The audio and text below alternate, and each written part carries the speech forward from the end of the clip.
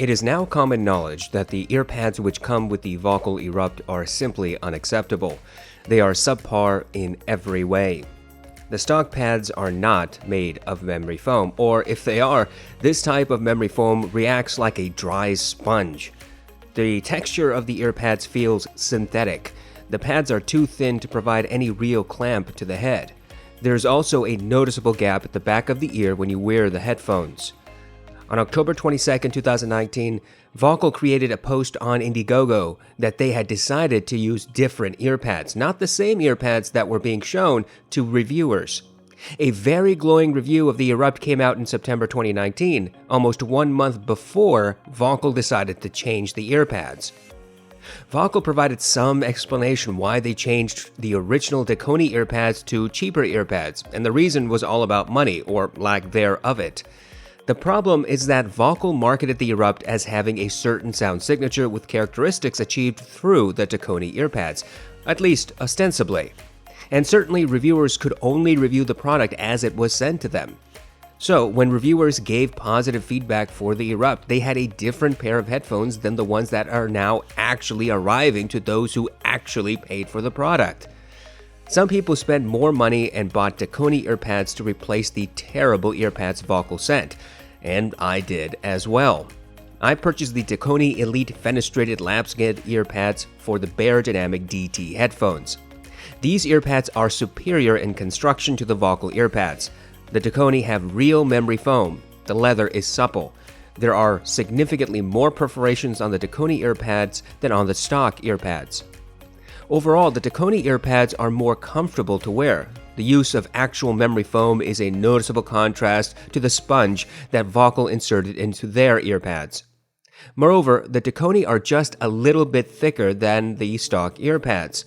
That additional padding also helps create a little more clamping force and slightly better seal overall. I will not go step by step and explain how my test playlist performed on each set of earpads. I do not think anyone has the attention span for that, unfortunately.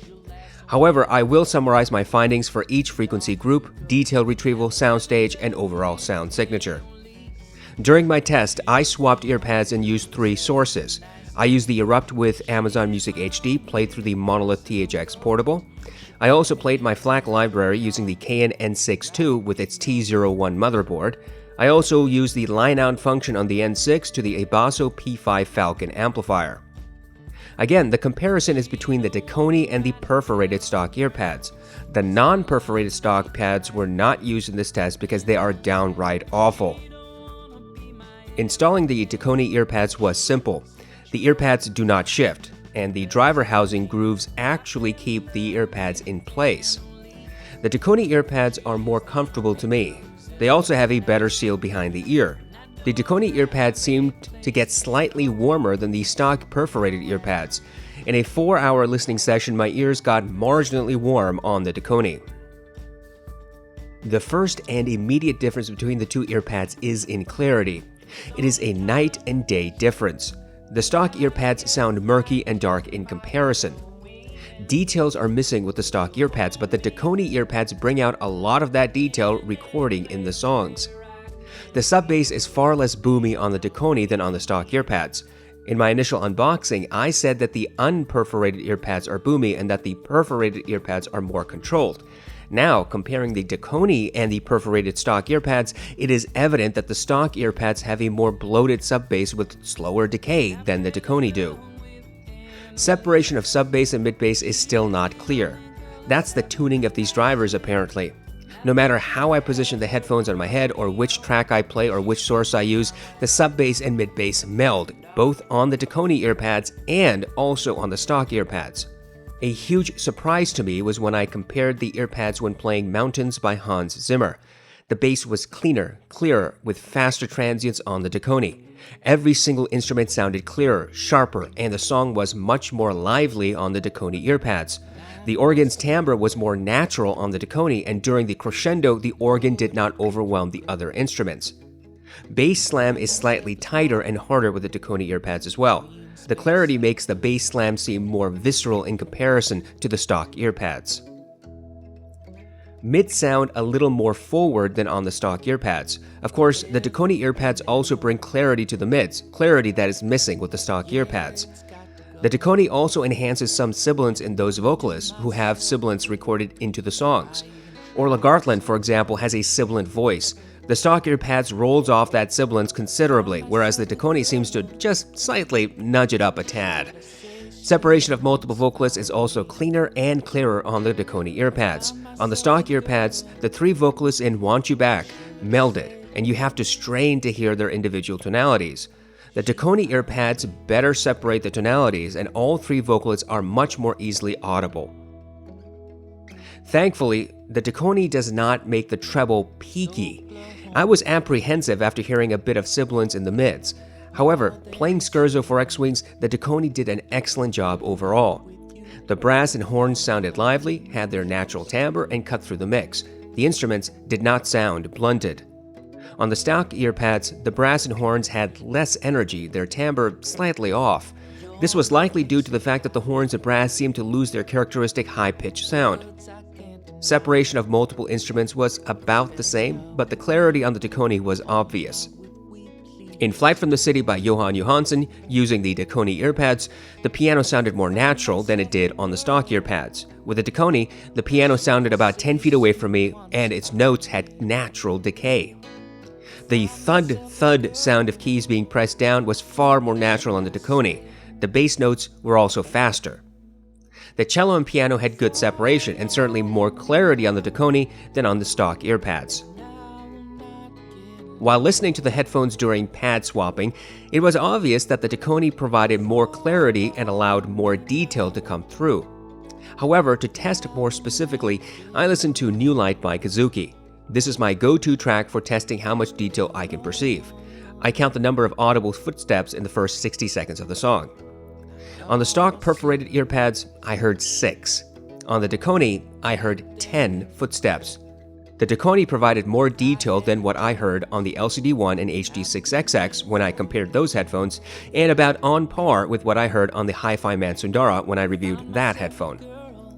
Footsteps aside, the detail in every song is far more apparent with the Dekoni earpads. It's like the difference between how you feel when you open your eyes first thing in the morning and how you feel after your first cup of coffee or tea. The Dekoni make the sound signature come alive. Speaking of sound signature, with the Dekoni earpads, I would say that the Erupt is a balanced sounding headphone. This combination provides good sub-bass presence, though with mid-bass melding. Vocals are crystal clear and about 2 steps forward. Treble is clear, well extended, though do have some energy which might not be pleasant for those who are very treble sensitive. This combo also enhances sibilance, though just marginally. Vokyl claims on their Indiegogo page that the Erupt has, quote, crisp sound. Now that's a very vague term. Applying my own subjective interpretation on that word, I make the following conclusion. The Erupt with its stock earpads does not have a crisp sound signature. However, with the Dekoni earpads, the instruments sound cleaner, clearer, more accurate, have faster transients, and have more detail to boot, all things which neither stock earpads can match. This is probably a, quote, crisp sound signature and at least crispier than what we get with the stock earpads. Soundstage is much wider with the Dekoni earpads. The stock earpads have, at best, average soundstage. The Dekoni provide above average to wide soundstage depending on the recording you listen to. The Dekoni combo by no means provides the widest soundstage I've ever heard. That prize goes to the HD800S and the Vokyl Clear. Vokyl claims on their Indiegogo page that the Erupt has massive soundstage. Either these guys were smoking weed at the time or they were using a totally different pair of headphones made by somebody else. The Erupt does not have massive soundstage, even with the massively expensive Dekoni earpads. I will grant Vokyl this much. The Dekoni earpads make the Erupt the widest sounding gaming headphone I've ever heard. But, as I said in the original unboxing, comparing yourself to gaming headsets is a terribly low bar. Compared to audiophile headphones, the Dekoni earpads provide wider soundstage than the LCD-1 and HD6XX or HD660S, and about the same or slightly wider than the Hi-Fi Man Sundara. This is getting a little ridiculous if you ask me. I paid $325 for this headphone on Indiegogo last year. I've spent another $80 on the Dekoni Earpads. I've spent another $50 on a replacement cable from Heart Audio. My current setup with the upgrades cost $455. But let's not forget that in order to test other options, I also bought the ZMF Ori perforated earpads. That's another $60 on top. I don't know when those will be shipped, but I'm going to count that as an expense here anyway. So all in, the Erupt has cost nearly $200 more, $200 on top of what I paid for the headphones. Mind you, we were promised a specific sound signature out of the box, and we did not get that. We were promised amazing microphone performance. Well, go listen to my mic test. In my opinion, the Vokyl microphones, though better than most gaming headphones, pales in comparison to even a cheap USB microphone. So far, I can say without hesitation that we did not get what we were promised. I rarely say this in the middle of a review process, but I have to say it here. Do not buy the Erupt at its current $400 price tag. You must upgrade the Earpads to get a sound signature close to what Vokyl has been promising for years. And unless you are happy with the cheap cable in the box, you must upgrade the cable.